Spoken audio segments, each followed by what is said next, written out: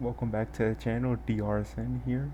Today's video, I want to talk about the 2022-2023 Sacramento Kings. This was an unforgettable season.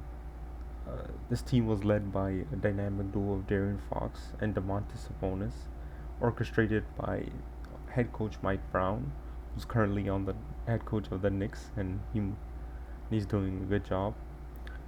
This squad captured the entire NBA's attention. I'll we'll explore like their historic offense. Like they really broke the offense. They turned the glowing purple victory beam into like a massive cultural phenomenon. Like you heard the hearing light the beam. So this will be the thumbnail for the YouTube video. The outline. I'll talk about the roster. First, the roster, what they did in the off season in the summer of 2022 to construct this roster. Then we'll talk about the regular season, the accomplishments, like who was an all-star for the team and what awards they won. Then we'll talk about the playoffs, how this team did in the playoffs, and then we'll talk about the future, how this team actually fell off. Let's start with the roster. So in the off season, they did a trade to acquire Kevin Huerter. They gave up Justin Holiday, Maurice Harkless, and future lottery protected first round pick for Kevin Huerter. They signed Malik Monk and Matthew Dellavedova in free agency, and they drafted Keegan Murray with the fourth overall pick, which is that was a good draft pick. So in terms of the roster, we talk about De'Aaron Fox. There's all-star guard. He's a slasher, a finisher. He has a mid-range game. He has a floater game. He's solid at defense, especially during that time. Played well. Kevin Huerter is more of a three-point shooter, moving a catch and shoot, coming off the screens, more like a Duncan Robinson player build. Harrison Barnes is the veteran spot-up shooter, versatile defender. Could go to slide to the four, slide to the three. He's a veteran and he has winning experience with the Warriors in the early to mid 2010s. So, and then Keegan Murray, the draft pick they drafted with the number 4 overall pick, he was a three-point shooter, primarily known for his three-point shooting, so his floor spacing at the 4. Domantas Sabonis, all-star center, he was a point forward. He facilitated the offense. He could rebound, a rebounding machine. And off the bench, they're signing Malik Monk, who's a 3-level scorer. He provided scoring off the bench. Davion Mitchell, a perimeter defender, known for his perimeter defense. Trey Lyles is more of a stretch floor, so again, floor spacing and rebounding. And Alex Len was their typical glass cleaner, so rebounding, being a rim protector, getting blocks and rebounds. Let's talk about the regular season dominance. So their executive, Monte McNair, if I said that name wrong, I apologize. He won Executive of the Year. Mike Brown was as the head coach, won the first ever unanimous Coach of the Year. They finished with a 48-34 record. They were the 3rd seed, but this is where they broke the league because they had the highest points per game. They averaged 120.7 points per game. Like that's a lot, and they're number one. They had the number 1 offensive rating. So that's the reason for their winning. And their defense was bad though, and that's gonna bite them in the where when they reach in the playoffs. So they're 25th defensive rating. They were first in the Pacific Division, so it's the first time they won the Pacific Division since 2003, since the Chris Webber days. De'Aaron Fox was the first ever clutch player of the year. I believe he had 194 clutch points, so he deserved the award. Domantas Sabonis was a rebounding leader, so he averaged and he led the league in rebounds, and he's All NBA, 3rd team, and All Star. Same with De'Aaron Fox. I forgot to mention he made All NBA 3rd team and he's All Star. Keegan Murray made a first team All Rookie, broke the NBA record for 3-pointers made by a rookie, 206. So Keegan Murray also shot 41%. So their spacing was good. Their 3-point shooting was good. Kevin Huerter shot 40% from 3, and he even participated in the 3-point shooting contest in All Star Weekend. I believe Malik Monk was also a finalist for Sixth Man of the Year. I'm not sure if he won it, but they ended the longest postseason drought in North American sports history. I think the New York Jets are gonna they're gonna they're gonna be the team with the biggest drought. So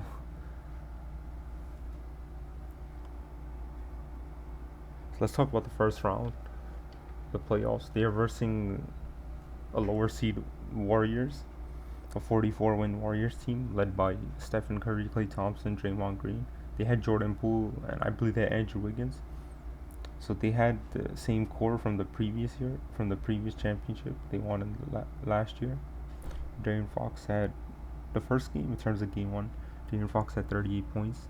Malik Monk scored 32 points off the bench, and they won in a 126-123.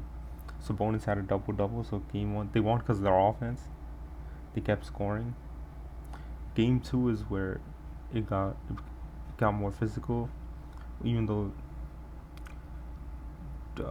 both De'Aaron Fox and Sabonis had 24 points. But Draymond, this game is famous for Draymond getting ejected.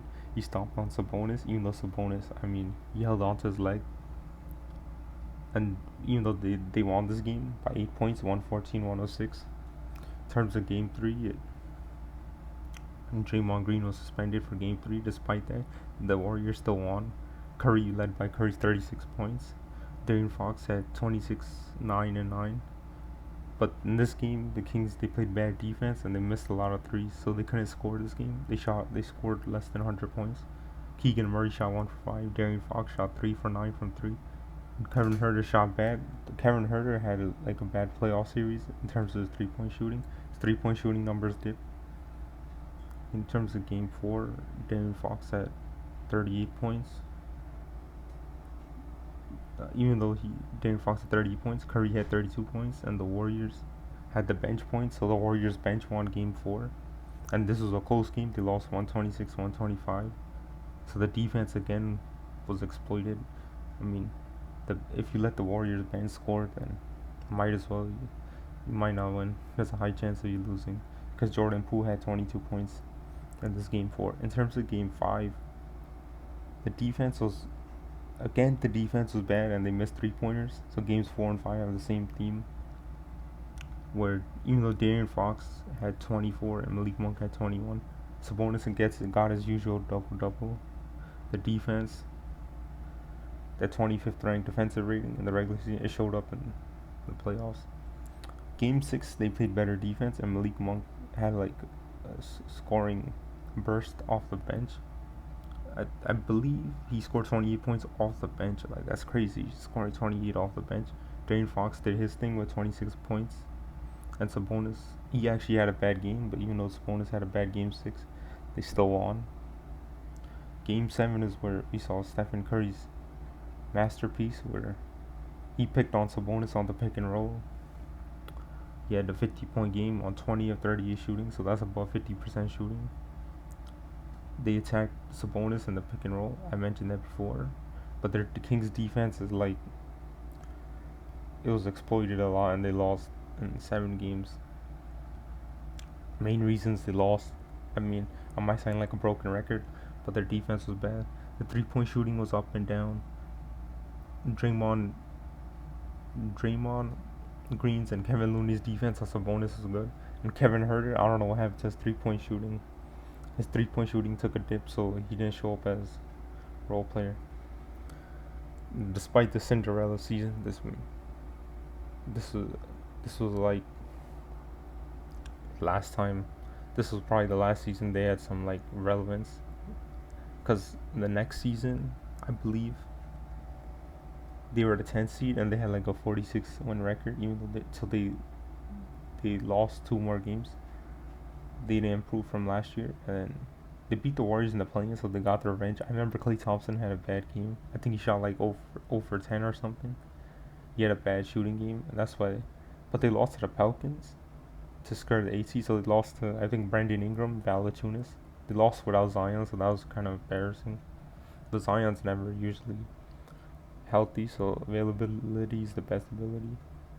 For the 2023-20 for this season though, their offense took a dip, so that's why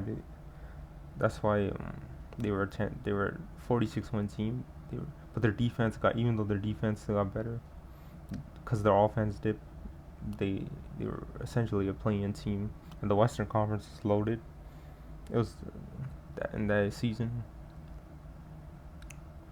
For the 2024-2025 season, they acquired DeMar DeRozan. They did a blockbuster trade for Harrison Barnes. I spelled Harrison wrong. I'll change that. But they fired Mike Brown after the 13-8 start in December 2024. The coach of the year 2 years ago got fired.